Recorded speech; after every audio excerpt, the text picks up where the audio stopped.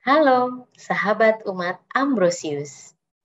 Selamat berjumpa kembali di New PI bulan Juni.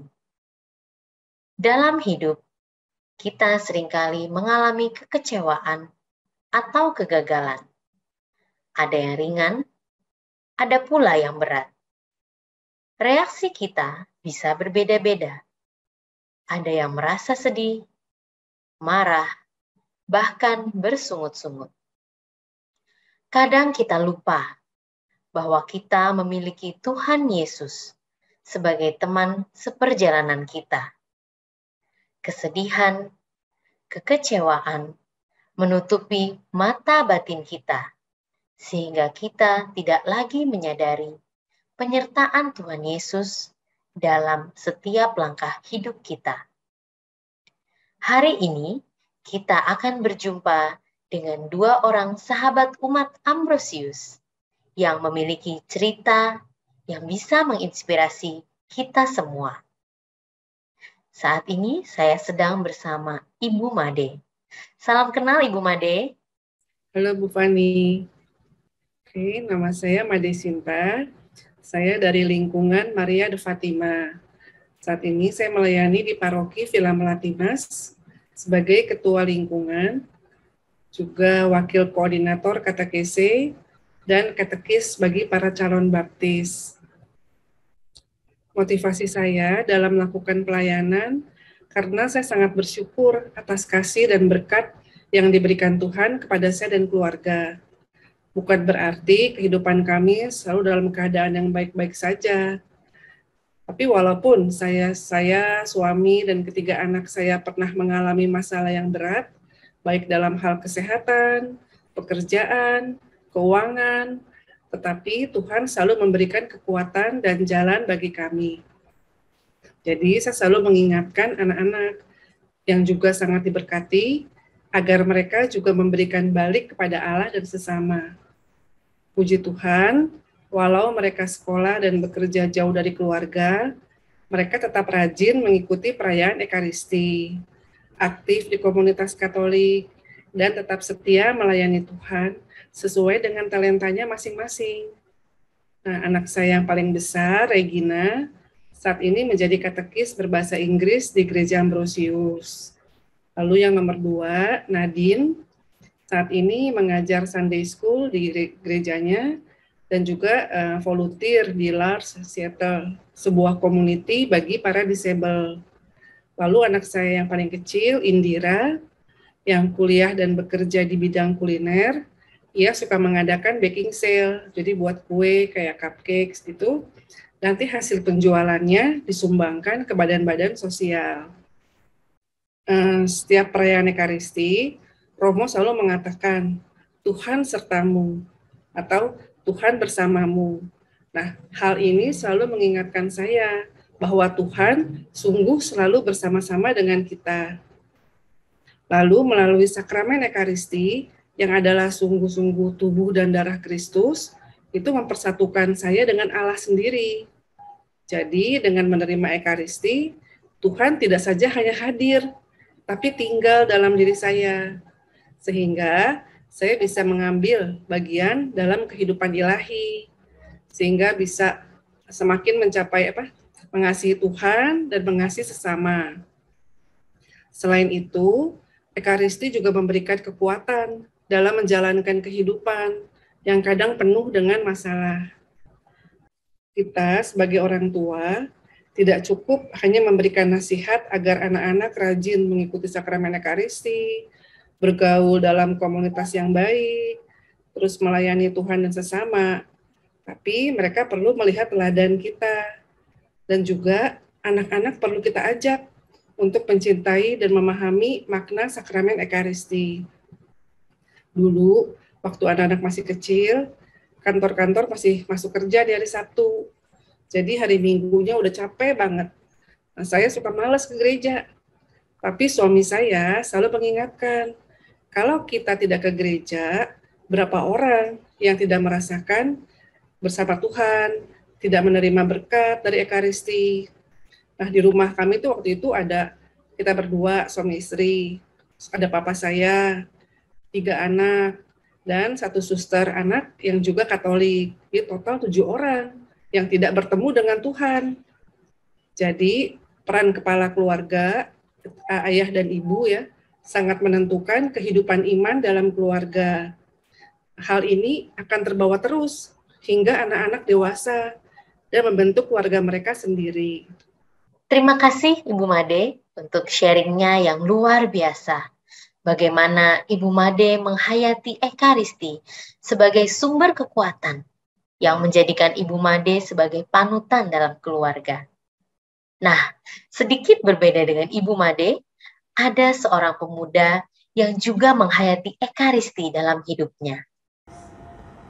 Nama saya Felix Aziz, nama panjang Agustinus Felix Aziz. Ya. Saya lahir di Jakarta, saya lahir prematur, saya seorang tunanetra alias buta dari lahir. Saya anak kedua dari 3 bersaudara. Nah, adik yang paling kecil dia autis. Mungkin banyak yang belum tahu juga kalau saya punya adik autis. Ya. Nah, saya pindah dari Jakarta ke Serpong karena banjir. Nah, waktu SD itu saya sekolah di SLB Lebak Bulus. Saya tinggal di asrama. Jadi di sana kita ada asrama putra, ada asrama putri. Kita belajar nyapu, belajar ngepel, ngelap. Ya. Jadi bersihin ruang makan, kamar-kamar juga dibersihin gitu ya. Nah, saya SD sampai SMP di SLB Lebak Bulus itu sekolah negeri. SMA saya masuk sekolah umum di Yayasan Perguruan Markus Tangerang. Waktu kecil dulu saya orangnya pemarah ya. Pemalu. Jadi nggak enak juga gitu ya. Jadi, nah semenjak sekolah di umum itu saya kenalan sama teman-teman. Pelan-pelan saya mulai berubah lah. Jadi mulai bisa bercerita dan lain-lain sebagainya. Waktu kecil, biasanya kalau masih kecil kan orang punya cita-cita gitu.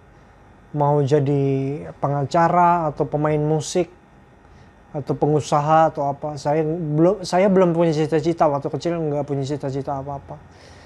Saya kuliah di Sekolah Tinggi Bahasa Asing Budi.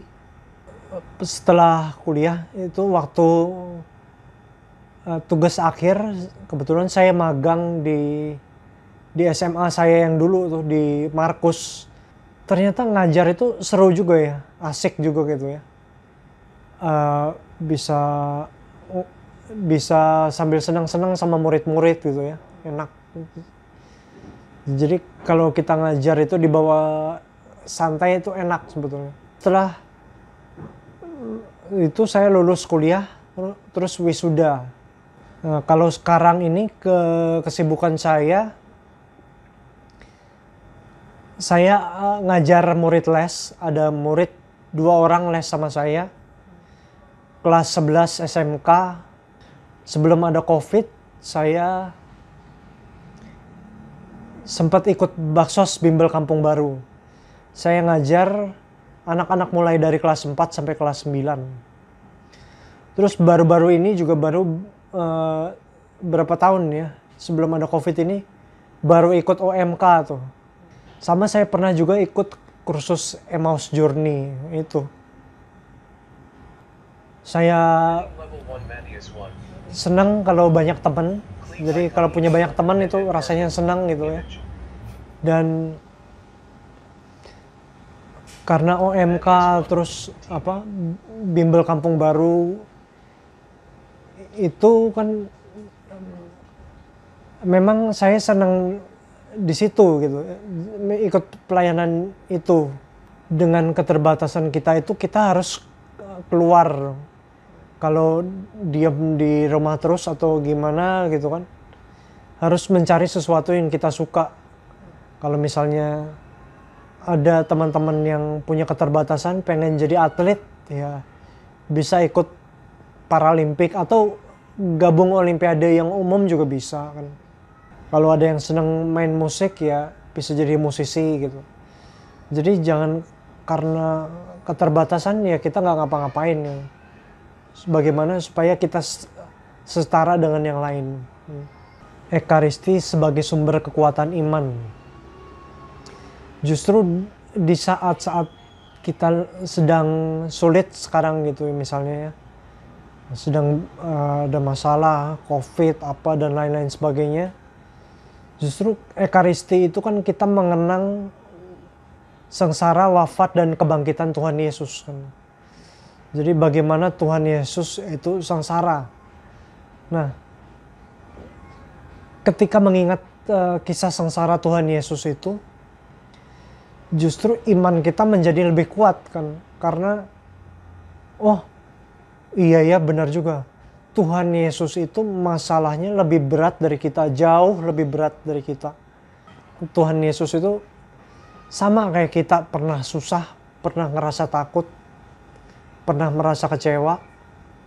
Nah justru itu yang menguatkan iman. Tuhan Yesus rela berkorban untuk orang lain, rela untuk berbagi segala yang dia punya buat orang lain kan.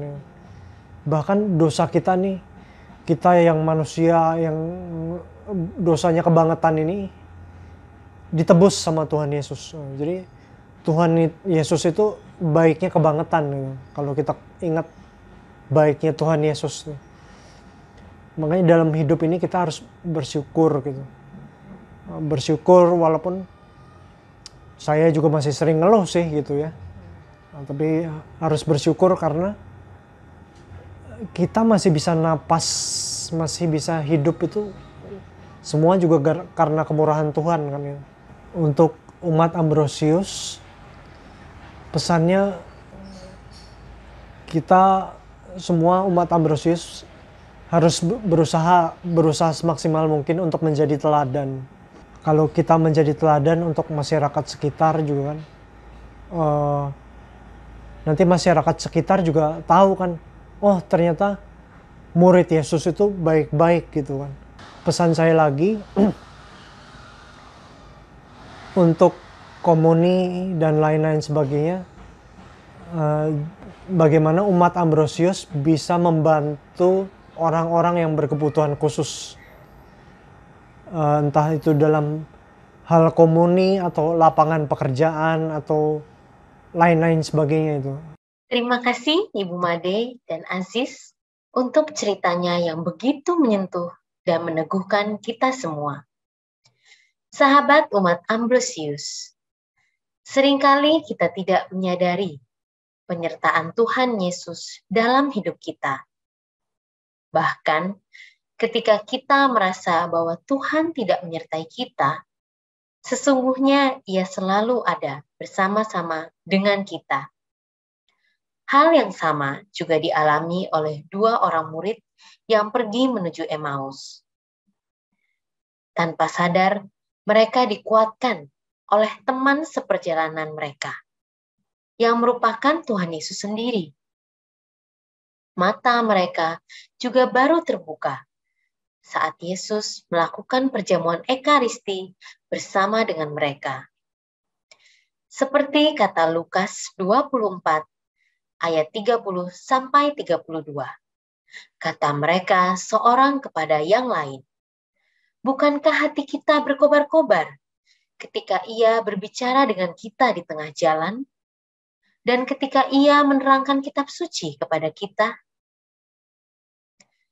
Semoga dengan tetap mengimani bahwa Yesus adalah teman seperjalanan dalam hidup kita dan menghayati Ekaristi sebagai sumber kekuatan, semangat hidup kita akan selalu berkobar-kobar dan hati kita akan selalu dipenuhi sukacita.